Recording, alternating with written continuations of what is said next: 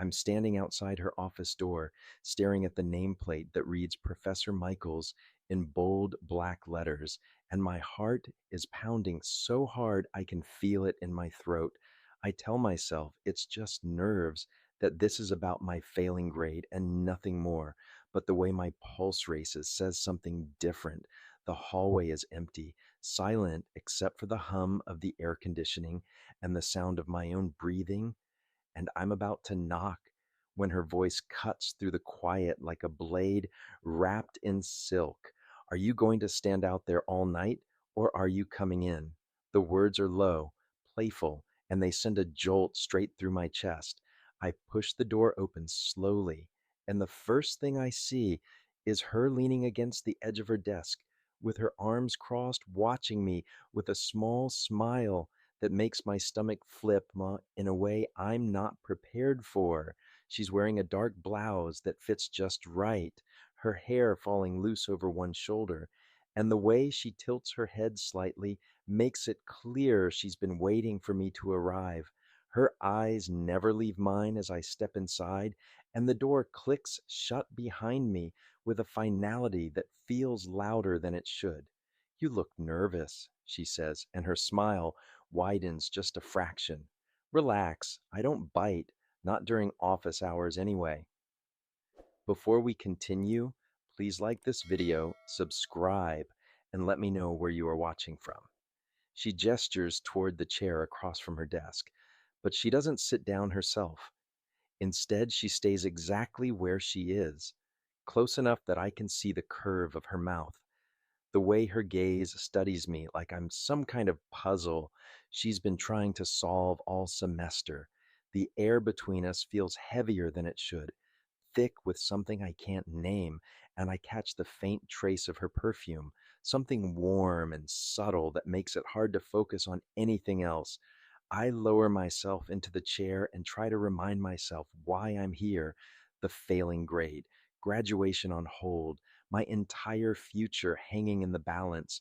But all of that feels distant and blurred when she's looking at me like this, her expression unreadable and deeply intentional at the same time. She breaks the silence with a soft laugh, the kind that makes you feel like you're in on some secret joke, even when you're not. You're wondering why I called you here. A pause. Her smile shifts just slightly into something that feels more dangerous. Let's just say, I think we have unfinished business. I swallow hard, suddenly very aware of how small this office feels. She finally moves, pushing off from the desk with a fluid grace that makes me forget how to breathe properly.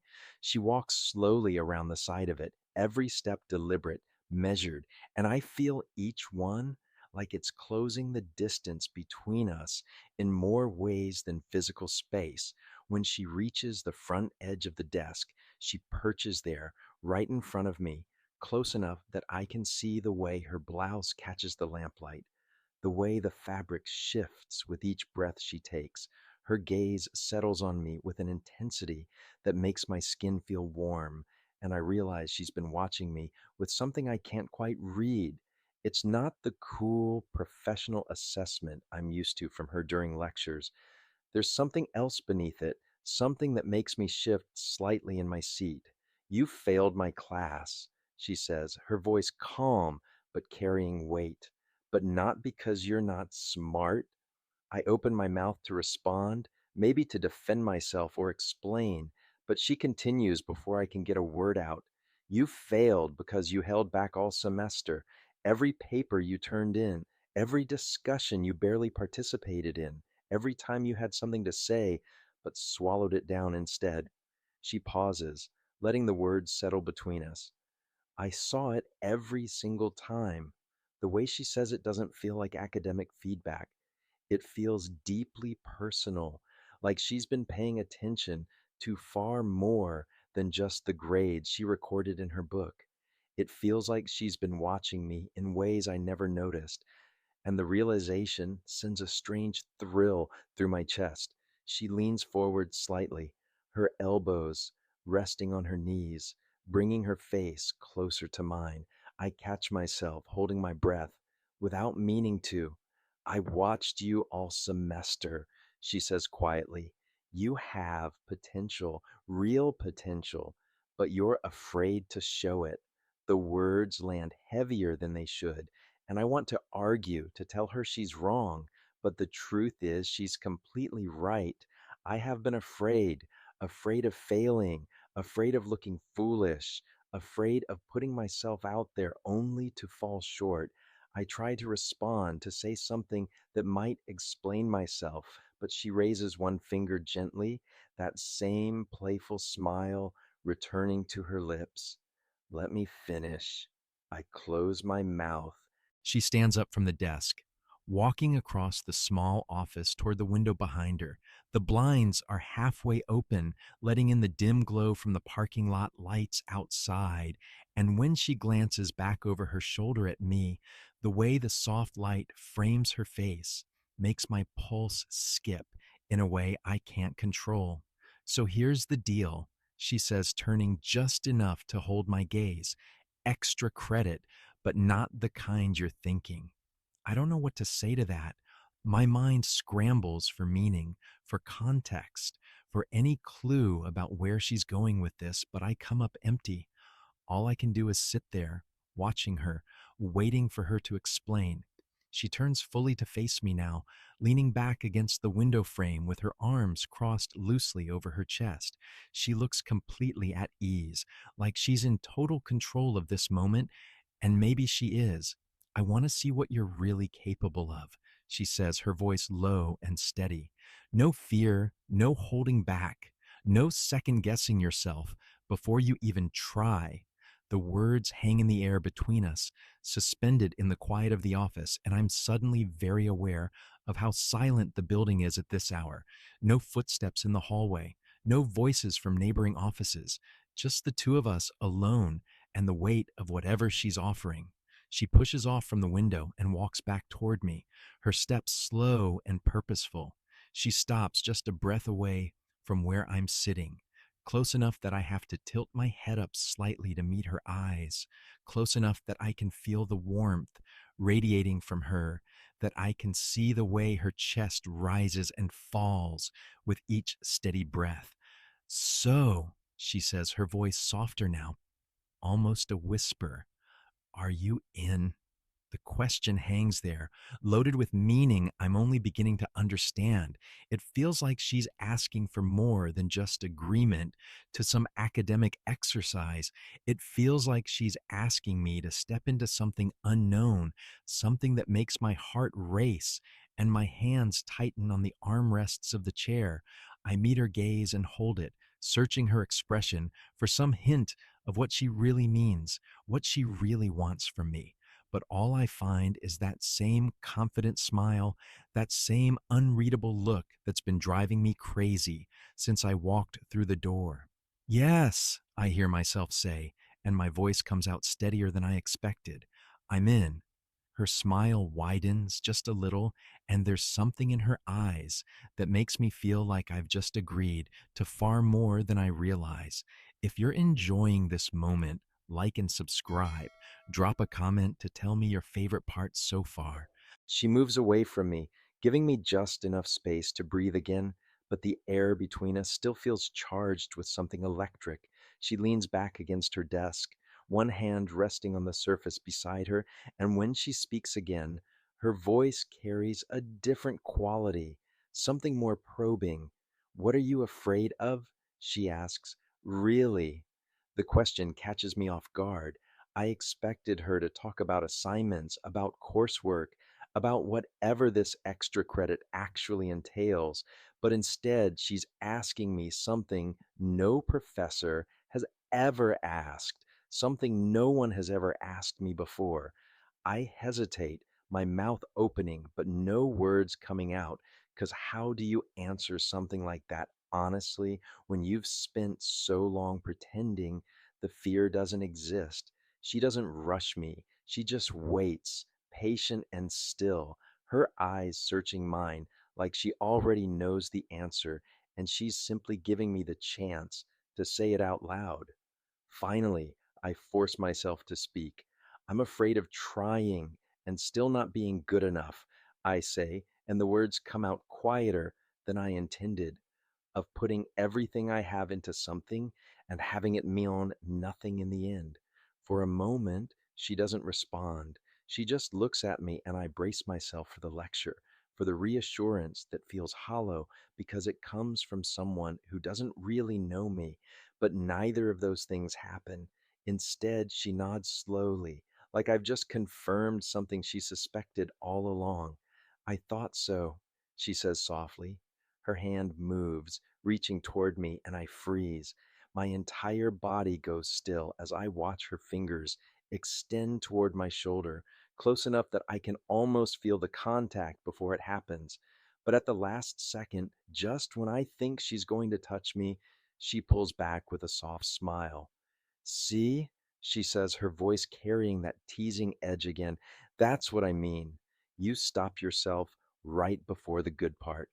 My heart is hammering in my chest, and I don't know if it's from the near touch or from the way she's looking at me now, like she's seeing straight through every defense I've ever built. She straightens up and walks over to the whiteboard, mounted on the wall beside her bookshelf. She picks up a dry erase marker, tests it on the corner of the board, and turns back to me. Come here, she says, holding the marker out toward me. I stand, my legs feeling less steady than I'd like, and cross the small distance between us. She places the marker in my hand, her fingers brushing mine for just a second before she steps aside. Write something honest on there, she says. One sentence, something true about how you're feeling right now. I stare at the blank white surface, the marker feeling heavier in my hand than it should. I'm aware of her standing just behind me and to the side, close enough that I can feel her presence, like heat against my back. My hand lifts, the tip of the marker hovering over the board, and for a long moment I don't move. Then I write, I'm terrified you see right through me. I cap the marker and lower my hand, my pulse loud in my ears. For a few seconds, neither of us says anything. I can feel her eyes on the words, reading them, absorbing them, and I'm too afraid to turn around and see her reaction. She moves, stepping closer, and I finally turn my head to look at her. She's reading what I wrote, and her expression is unreadable, something caught between impressed and amused, like she didn't expect me to be that honest, but she's glad I was. Interesting choice, she murmurs, her voice quieter now, almost intimate. It's only when she glances at me that I realize how close we're standing, close enough that I can see the flecks of gold in her eyes, close enough that if either of us shifted even slightly, our shoulders would touch. The space between us feels impossibly small, and yet neither of us moves to change it.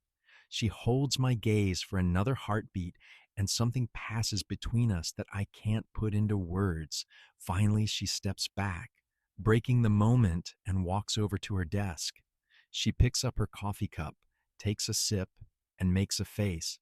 Cold, she mutters, setting it down. She glances at me. Hold this for a second, will you? She hands the cup to me, and our fingers brush as I take it from her. The contact is brief, accidental, but neither of us pulls away immediately. Her fingertips linger against mine for half a second longer than necessary, warm and deliberate, and when she finally lets go, I feel the absence of her touch, like a chill.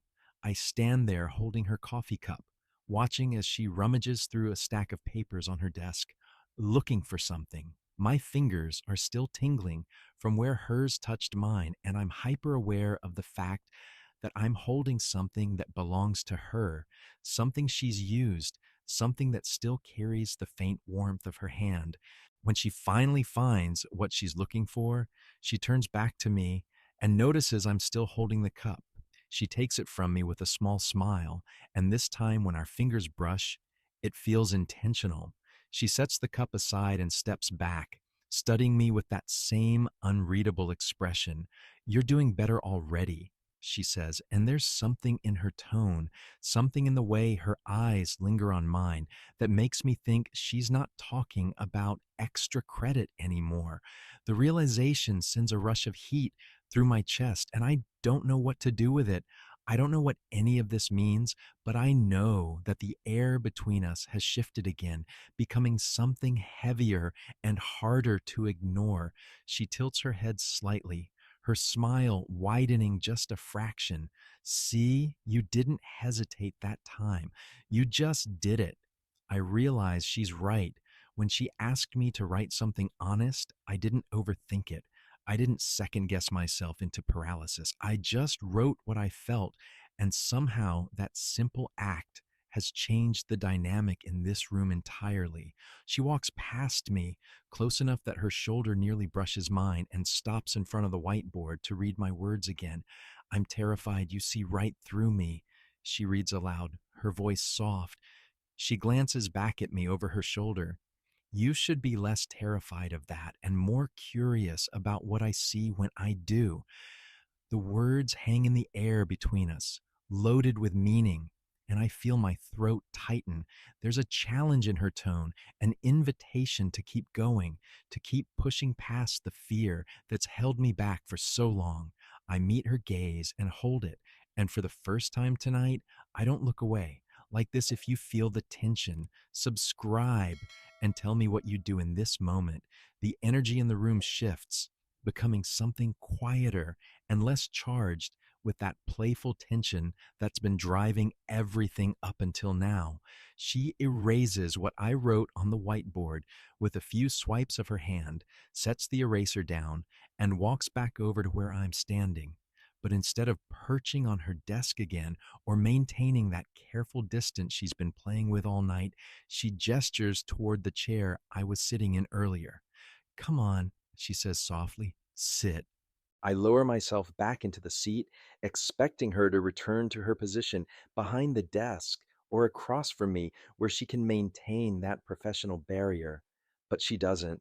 Instead, she pulls another chair over from the corner of the office and sits down beside me, close enough that when she settles into place, our knees almost touch. The proximity feels different now, less like a game and more like an invitation to something genuine.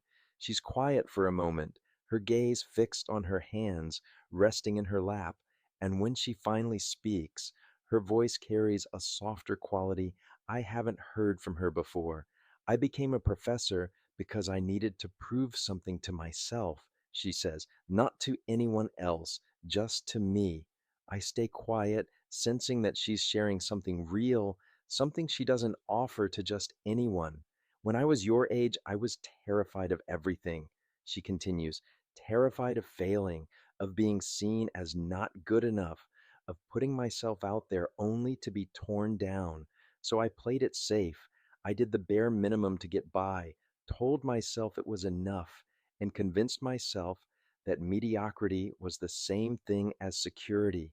She glances at me, and there's something vulnerable in her expression now, a crack in that confident armor she wears so effortlessly.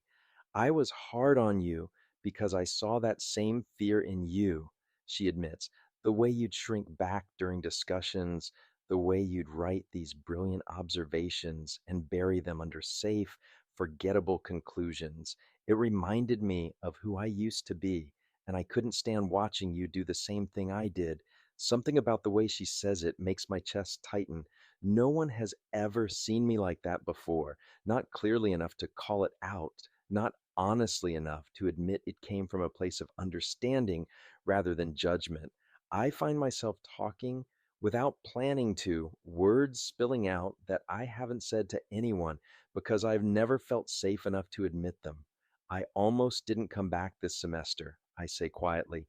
I thought about dropping out, telling myself it was better to quit than to keep trying and proving I'm not cut out for any of this. She listens without interrupting, her full attention on me in a way that feels rare and precious. Every time I sat in your class, I felt like a fraud. I continue, like everyone else belonged there except me, like it was only a matter of time before you all figured out I didn't deserve to be there. The words hang between us, raw and unfiltered, and I half expect her to tell me I'm wrong, to offer some empty reassurance that doesn't actually mean anything. But she doesn't do that. She just nods slowly, like she understands exactly what I'm saying, because she's felt it too. Her hand moves, reaching across the small space between us. And this time, when her fingers touch mine, there's no teasing in it.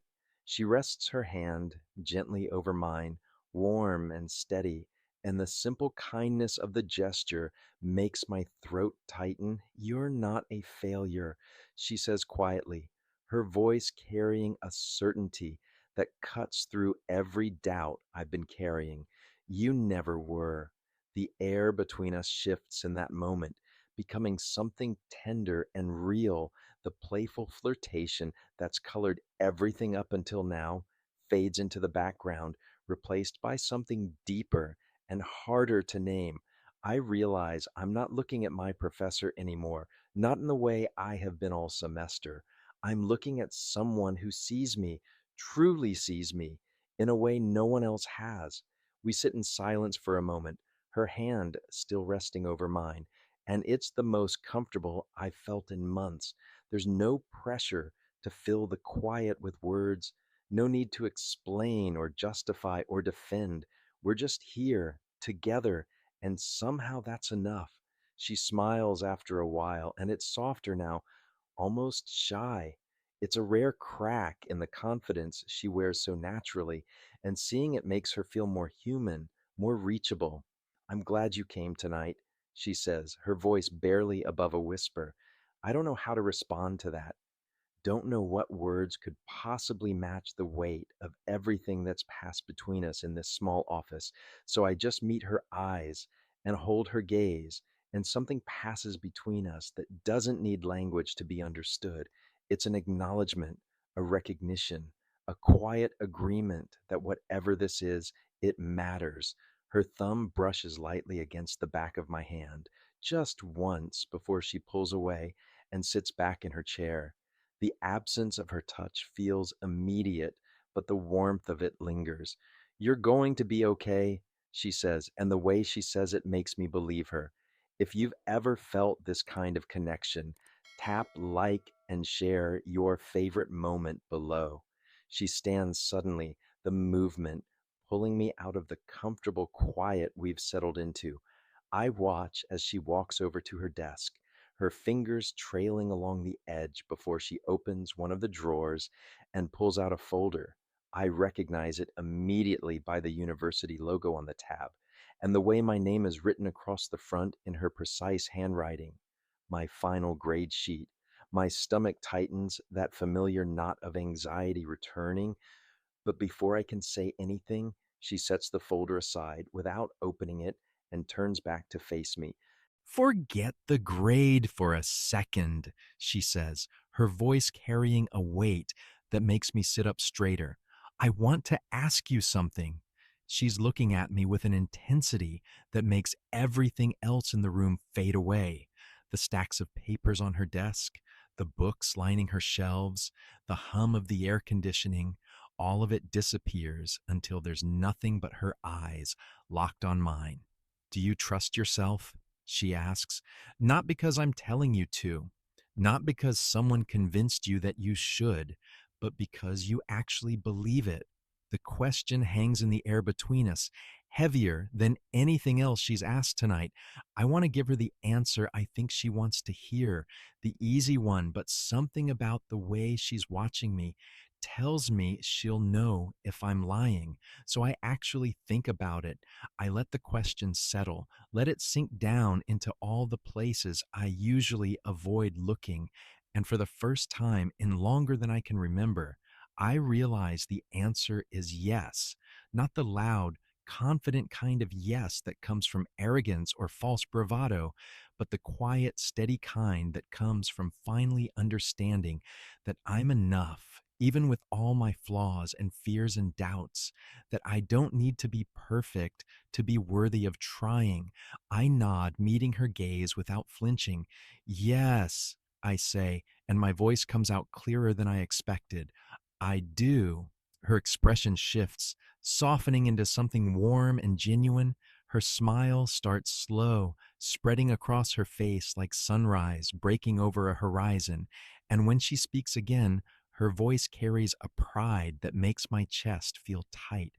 Good, she says simply, because I do. The words land with a force I wasn't prepared for. She's been pushing me all night, challenging me, testing me in ways I didn't understand until now. But this moment, this simple declaration of belief, feels like the culmination of everything that's happened between us since I walked through her door. She steps closer, moving around the edge of her desk until she's standing right in front of me again, close enough that I can feel the warmth radiating from her, close enough that I have to tilt my head up slightly to maintain eye contact. Her perfume surrounds me, that same subtle scent that's been driving me to distraction all evening, and I find myself holding my breath without meaning to. You've already passed, she says softly, her voice barely above a whisper. You always had it in you. The relief that floods through me is immediate and overwhelming, but it's quickly overshadowed by something else, something more complicated, because she doesn't step back. She stays exactly where she is, close enough that I can see the rise and fall of her chest with each breath she takes, close enough that I notice the way her eyes drop to my lips for just a second before lifting back to meet my gaze. The moment stretches, every unspoken thing hanging in the air between us like a held breath. My heart is pounding so hard, I'm certain she can hear it, and I become acutely aware of every tiny detail. The way a strand of her hair has fallen across her cheek, the way her lips part slightly as if she's about to say something, but changes her mind. The way the space between us feels charged with something electric and impossible to ignore. I stand without thinking, my body moving before my brain catches up, and the small distance that was left between us disappears. We're close now, closer than a professor and student should ever be.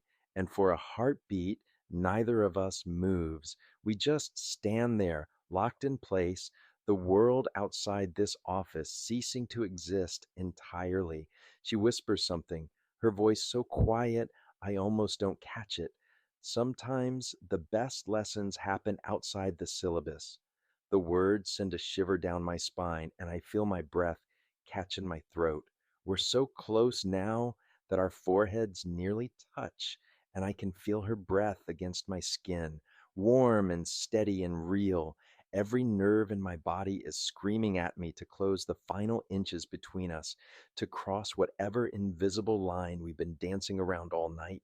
My heart is hammering in my chest, loud enough to drown out everything else, and I start to lean forward, drawn to her by something I can't name and don't want to resist.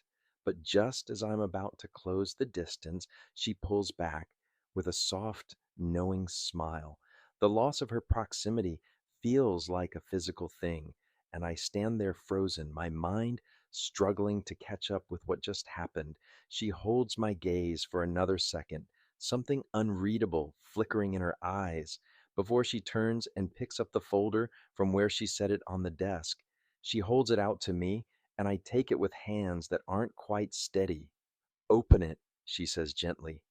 I flip open the cover, my eyes scanning down to find my final grade. There it is, written in her familiar handwriting. A passing grade, more than passing, actually. But something about it looks off, and it takes me a moment to realize what it is. The date, it's dated a week ago. I look up at her confusion and something else swirling in my chest. You already passed me? I ask, my voice coming out rougher than intended. She laughs quietly, reaching up to tuck a strand of hair behind her ear in a gesture that feels almost nervous, though I'm not sure that's possible for someone who's seemed so completely in control all night. I passed you before you even walked in tonight, she admits, her smile widening slightly. This was never about the grade. I stare at her, trying to process what she's saying, trying to understand what the last hour has been about, if not about fixing my failing grade and salvaging my graduation. Then what was it about? I ask. She steps close one more time, but the energy is different now, less charged with tension, more honest and open. Her voice drops, becoming low and warm in a way that makes my stomach flip. It was about making sure you knew what I already did, she says, that you're capable of more than you think, that you don't need anyone's permission to be exactly who you are, that the only thing holding you back is you. She pauses, her eyes searching mine, and when she speaks again, her voice is quieter, almost vulnerable. And maybe, she adds, I wanted to see if you'd show up. The admission hangs between us, loaded with meaning I'm only beginning to understand. She called me here not because she needed to discuss my grade, but because she wanted to see if I cared enough to try, if I believed in myself enough to walk through her door and face whatever was waiting on the other side. Why? I ask, because I need to understand. Why does it matter to you? Her smile softens, and for a moment she looks almost sad because I spent too many years playing it safe. She says, too many years being afraid of what might happen if I actually tried. I don't want that for you. I don't want you to look back 10 years from now and realize you wasted your potential because you were too scared to claim it. She reaches out and touches my arm just briefly, her fingers warm through the fabric of my shirt. You have something rare, she says quietly. You have the ability to see the world differently, to think in ways other people don't. But none of that matters if you're too afraid to let anyone see it. I don't know what to say to that. No one has ever believed in me like this, has ever pushed me like this, has ever seen me like this. The weight of it is almost too much, and I feel something tight and painful loosening in my chest. Thank you, I manage, and the words just feel inadequate for everything I'm feeling. She shakes her head slightly. Don't thank me, she says. Just promise me you'll remember this. When you're doubting yourself, when you're afraid to take the risk, when you're standing on the edge of something great, but you want to run, remember that you're capable. Remember that you're enough. I nod, unable to trust my voice. She steps back, putting professional distance between us again, but something fundamental has changed. We both know it. Whatever line we were dancing around all night, we crossed it somewhere along the way, and there's no going back to the way things were before. I'm standing in her office doorway now, the folder clutched in my hand, still trying to wrap my head around everything that just happened, the weight of the conversation, the intensity of those moments when we stood so close I could feel her heartbeat, the revelation that she passed me a week ago and called me here for reasons that have nothing to do with grades. All of it swirls in my mind like a storm I'm still trying to make sense of. She's moved back to her desk, settling into her chair with that same casual grace she carries so effortlessly. But there's something softer in the way she's looking at me now, something that makes me feel like the walls between professor and student have dissolved entirely, leaving behind two people who've shared something rare and difficult to define. I shift my weight from one foot to the other, uncertain about how to leave, uncertain about what comes after a night like this. So, I say, my voice coming out less steady than I'd like, what now?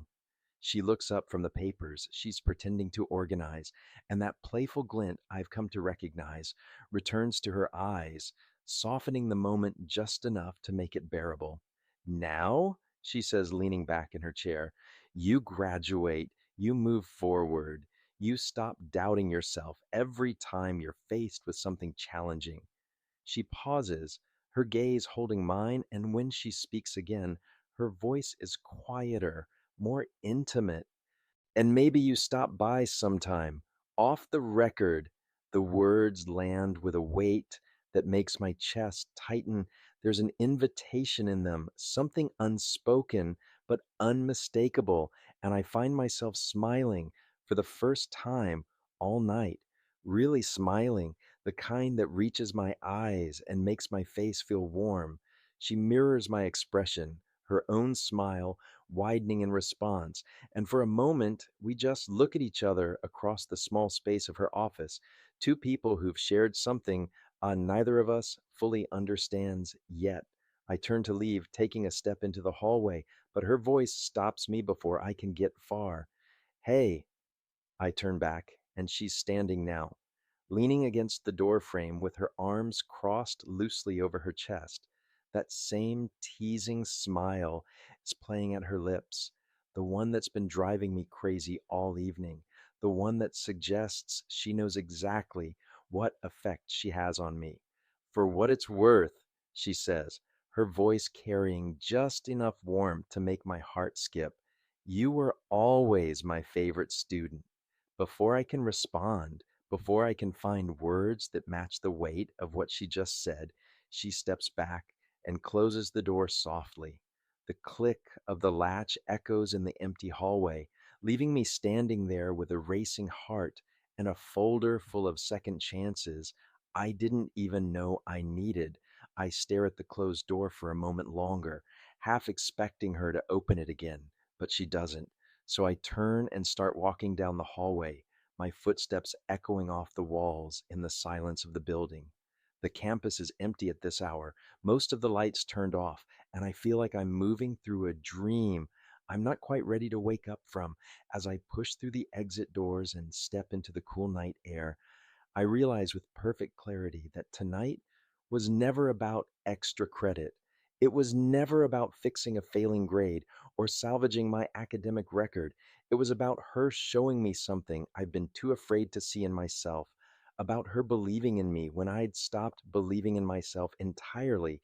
But maybe it was also about something else, something neither of us said out loud, but both of us felt in those moments when the space between us disappeared and the rest of the world fell away. Something that makes my skin feel warm and my heart beat faster even now, walking alone across the empty parking lot. I don't know what happens next. I don't know if I'll actually take her up on that invitation to stop by sometime. Off the record, I don't know if tonight was a one time moment of connection or the beginning of something I can't yet imagine, but for the first time in longer than I can remember, I'm not afraid to find out. I unlock my car and slide into the driver's seat, setting the folder on the passenger side. Through the windshield, I can see the light still on in her office window, a small square of brightness in the darkened building. I sit there for a moment, watching it, wondering if she's thinking about tonight the same way I am. Finally, I start the engine and pull out of the parking lot, but I carry the memory of her voice with me, the weight of her belief, the warmth of her touch. And somewhere beneath all of that, the quiet promise of maybe hanging in the air like an unfinished sentence waiting to be completed. Like this video, subscribe and let me know. Have you ever had a teacher who changed your life in an unexpected way? I'd really appreciate it if you could share your thoughts about my videos in the comments. Your feedback helps me improve and create even better content for you. Thank you.